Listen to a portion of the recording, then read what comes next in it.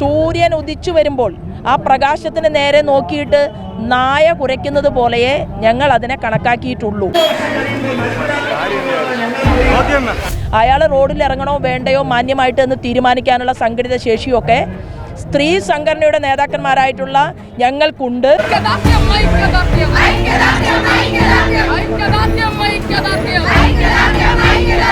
മുഖ്യമന്ത്രിമാരുടെ യോഗത്തിൽ എത്ര തവണ പങ്കെടുത്തു? രാജ്യവ്യാപകമായി വിളിച്ച മീറ്റിംഗിൽ പങ്കെടുത്തില്ലേ?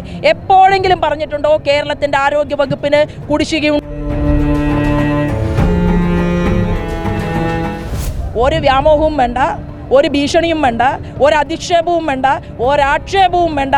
ഞങ്ങൾ കയ്യും കെട്ടി നോക്കിയിരിക്കില്ല എന്നാണ് ആരോഗ്യവകുപ്പ് മന്ത്രിയോടും മുഖ്യമന്ത്രിയോടും ഞങ്ങൾക്ക് ഈ വിഷയത്തെക്കുറിച്ച് പറയാനുള്ളത്.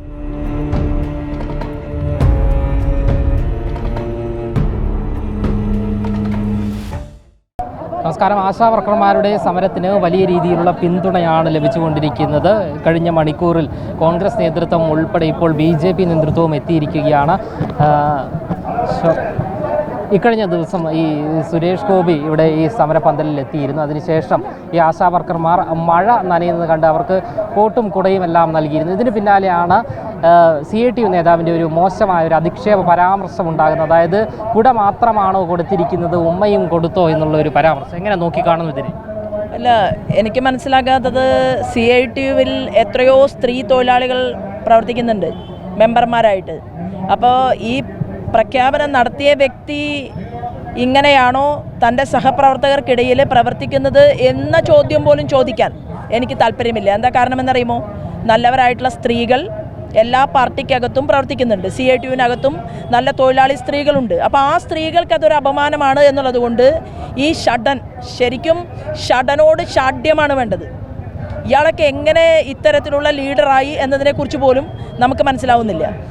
പിന്നെ ഇങ്ങനെ ആക്ഷേപങ്ങൾ ഉന്നയിച്ചാൽ അത് ഈ സമരരംഗത്ത് നിൽക്കുന്ന സ്ത്രീകളെ അവരെ ഇകഴ്ത്തി കാണിച്ചാൽ അവർക്ക് മാനസികമായിട്ട് വ്യതയുണ്ടാക്കി ഈ സമരത്തെ അവസാനിപ്പിക്കാൻ പറ്റുമോ എന്നൊക്കെയാണ് അവർ നോക്കുന്നത്. ഒരു കാര്യം ഉറപ്പാണ്, ആശാ വർക്കേഴ്സ് ഇവിടെ വളരെ സമാധാനത്തോടുകൂടി ഇരുന്നിട്ട് സമരം ചെയ്യുകയാണ്. ഞങ്ങൾ ഇന്ന് ഒരു സൂചനാ സമരം നടത്തിയിരിക്കുകയാണ്. മഹിളാ മോർച്ച ഞങ്ങളിവർക്ക് ഐക്യദാർഢ്യം പ്രഖ്യാപിച്ചുകൊണ്ട് സമാധാനപരമായിട്ടാണ് ഒരു സമരം നടത്തിയത്.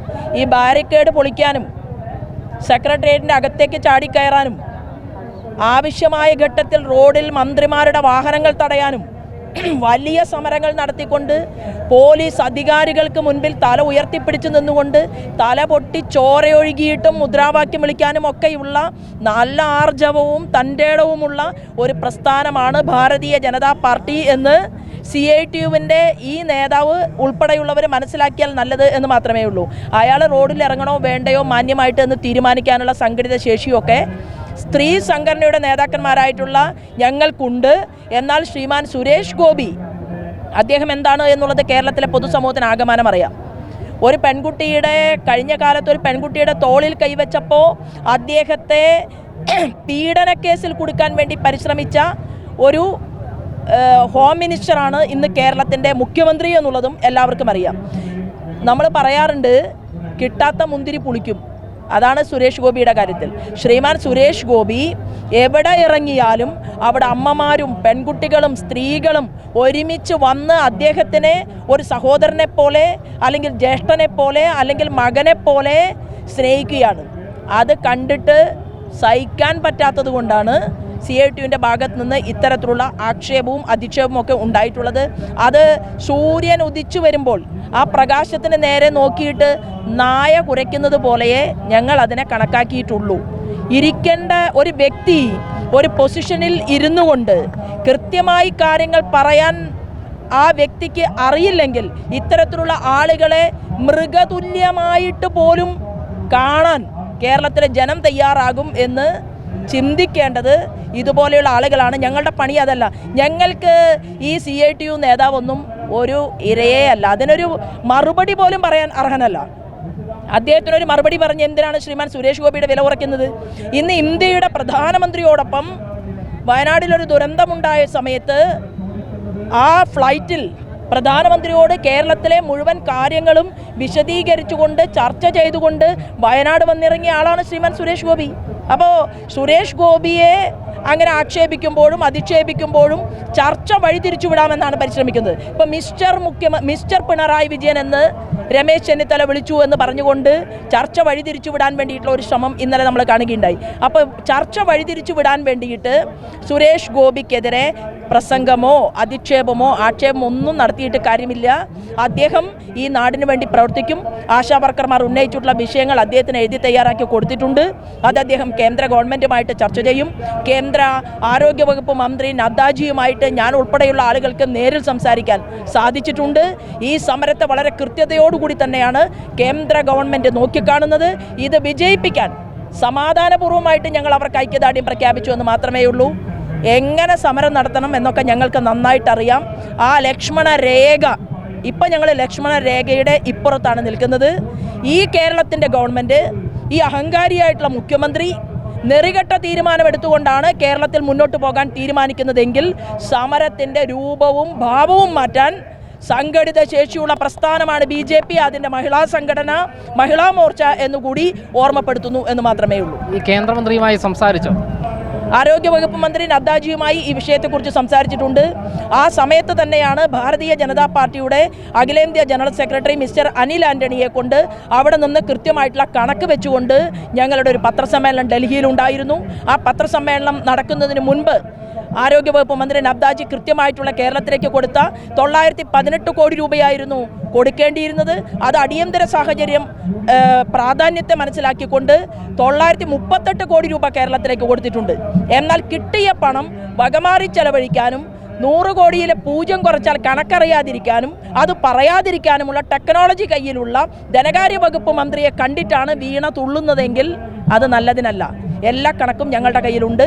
ആ കണക്കുമായി തന്നെയാണ് ഭാരതീയ ജനതാ പാർട്ടിയുടെ NDAയുടെ ഭരണകൂടം രാജ്യഭരണത്തിന് നേതൃത്വം കൊടുക്കുന്നത്. അതുകൊണ്ട് ഇത് അങ്ങനെ വെറുതെ കളയാമെന്നുള്ള വ്യാമോഹത്തിൽ ആരും ഇരിക്കേണ്ട. ആശാ വർക്കേഴ്സിന് ജീവിക്കാൻ ആവശ്യമായിട്ടുള്ള സാഹചര്യം ഉണ്ടാക്കണം. ഇത് ആരോഗ്യവകുപ്പാണ്. ആരോഗ്യവകുപ്പിൻ്റെ സംവിധാനങ്ങൾ ഒരുക്കേണ്ടത് കേരളത്തിൻ്റെ ഗവൺമെൻറ്റാണ്. കേന്ദ്രം കൊണ്ടുവരുന്ന പദ്ധതികൾ അത് കൃത്യമായി അവരിലേക്ക് എത്തിക്കാൻ പരിശ്രമിക്കേണ്ടതും ആരോഗ്യവകുപ്പാണ്, മുഖ്യമന്ത്രിയാണ്. ഒരു തടസ്സവും മുഖ്യമന്ത്രിക്ക് ഉണ്ടായിരുന്നില്ലല്ലോ. മുഖ്യമന്ത്രി എത്ര തവണ പ്രധാനമന്ത്രിയെ കണ്ടു? എത്ര തവണ അവിടെ കേന്ദ്രമന്ത്രിമാരുമായിട്ട് കൂടിക്കാഴ്ച നടത്തി?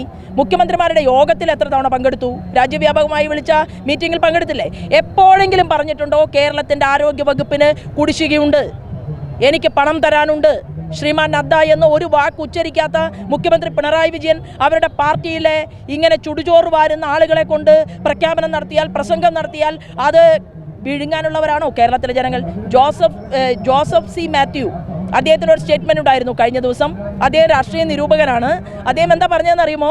അദ്ദേഹം പറഞ്ഞു, BJPക്ക് ഗുണമുണ്ടാകുമെന്ന് കരുതിയിട്ട് ഞങ്ങൾ പല കാര്യങ്ങളും മൂടി വയ്ക്കാറുണ്ട്.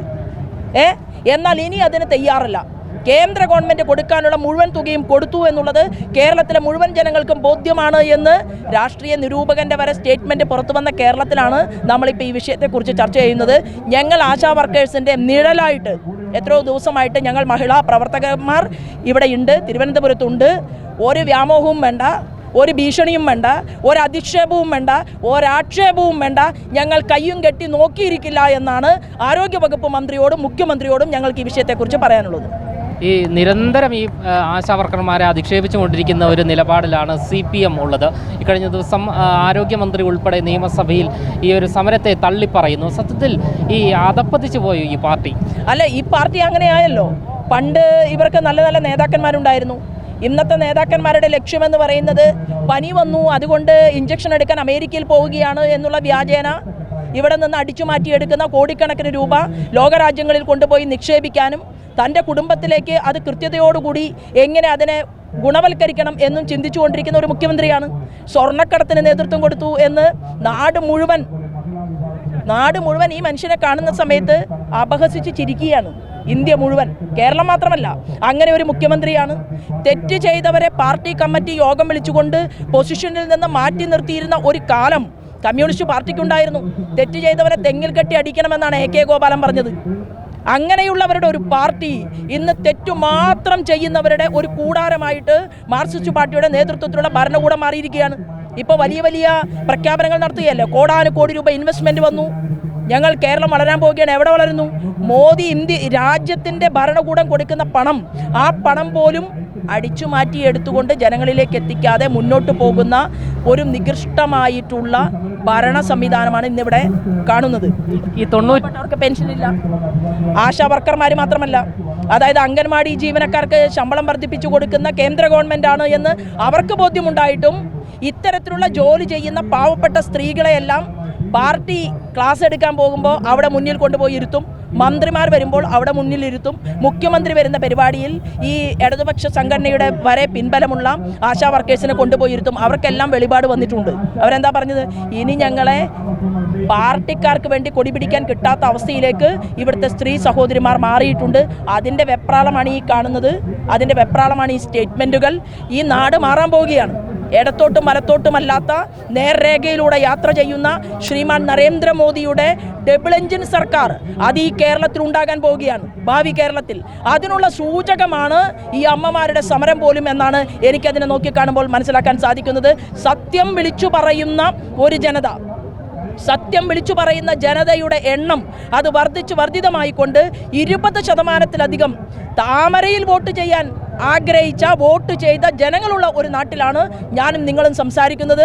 ഇത് ഒരു ഭരണകൂടത്തിലേക്കുള്ള ഒരു മാറ്റത്തിന് അധിക സമയമുണ്ടാകില്ല. ഇവർക്ക് ഭരിക്കാൻ അറിയില്ലെങ്കിൽ അത് ഭരിക്കാൻ കഴിവുള്ളവരെ ഏൽപ്പിക്കാൻ കേരളത്തിലെ ജനങ്ങൾ തയ്യാറാകും. മയക്കുമരുന്നില്ലാത്ത കേരളം, പെൺകുട്ടികൾ പീഡിപ്പിക്കപ്പെടാത്ത കേരളം, സാംസ്കാരിക മേഖലയിൽ മുന്നേറ്റമുള്ള കേരളം, സിംഗപ്പൂരിനേക്കാൾ മനോഹരമായിട്ടുള്ള വലിയ ടൂറിസം വികസനത്തിന് സാധ്യതയുണ്ടാകാനും പോകുന്ന കേരളം, ഇവിടെ നിന്ന് ടെക്നോളജിയിൽ ബിരുദന്മാരായിട്ടുള്ള കുട്ടികൾ ലോകരാജ്യങ്ങളിലേക്ക് യാത്ര ചെയ്യുന്നവരുടെ പട്ടികയിൽ 1ാം സ്ഥാനക്കാരുടെ കേരളം, അങ്ങനെയുള്ള കേരളത്തെ കയ്യിനടിയിൽ ഭാരതീയ ജനതാ പാർട്ടി നേതൃത്വം നൽകുന്ന NDAയുടെ ഭരണകൂടത്തെ കാണാൻ ആഗ്രഹിച്ചുകൊണ്ട് ജനങ്ങൾ ഞങ്ങളുടെ കയ്യിനടിയിൽ ഏൽപ്പിച്ചു തരുന്ന കാലം അനധിവിദൂരമല്ല. അതിലേക്കുള്ള പ്രയാണമാണ് കേരളത്തിൽ കാണുന്നത്. ഇവിടെ ഈ അന്യായത്തിനെതിരെ ഞങ്ങൾ ആശമാരുടെ കൂടെ നിൽക്കുകയാണ്, അവർക്ക് പിന്തുണ പ്രഖ്യാപിക്കുകയാണ്. ഈ കേന്ദ്രം നൽകിയ ഫണ്ട് ഈ വകമാറ്റി ചെലവഴിച്ചു എന്ന് വേണം മനസ്സിലാക്കാൻ, അങ്ങനെ വേണം നമ്മൾ കരുതാൻ. അങ്ങനെയെങ്കിൽ ഇത് കേന്ദ്രത്തിന് അന്വേഷിക്കാൻ സാധിക്കുമോ? ഈ പണം എവിടെ പോയി? ഈ ഒരു ഫണ്ട് ഒരു പ്രത്യേക ആവശ്യത്തിന് വേണ്ടി വകയിരുത്തിയതാണല്ലോ. അല്ല, 10 വർഷം ആരോഗ്യ വകുപ്പിന് വേണ്ടി കേന്ദ്ര ഗവൺമെൻറ് നൽകിയിട്ടുള്ള ഫണ്ടിൻ്റെ ധവളപത്രം പുറപ്പെടുവിപ്പിക്കാൻ കേരളത്തിൻ്റെ ആരോഗ്യ വകുപ്പ് മന്ത്രിക്കും കേരള മുഖ്യമന്ത്രിക്കും തൻ്റെ ഇടമുണ്ടോ? ഈ ചോദ്യമാണ് ഞങ്ങൾ ഉന്നയിക്കുന്നത്. അതിൻ്റെ മറുപടി പിണറായി വിജയനും വീണയും പറഞ്ഞതിന് ശേഷം അതിൻ്റെ ബാക്കി കണക്ക് ഞങ്ങൾ അവതരിപ്പിക്കാം കേരളത്തിലെ ജനങ്ങളുടെ മുന്നിൽ. എന്തായാലും കേന്ദ്ര ഫണ്ട് കൃത്യമായി നൽകി എന്ന് തന്നെയാണ് ശോഭാ സുരേന്ദ്രൻ പറഞ്ഞു വയ്ക്കുന്നത്.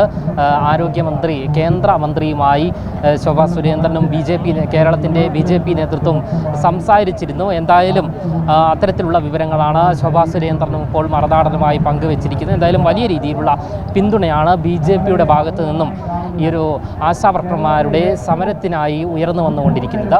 ക്യാമറമാൻ അഖിൽ അശോകിനൊപ്പം അമൽ രുദ്ര, മറുനാടൻ മലയാളി, തിരുവനന്തപുരം.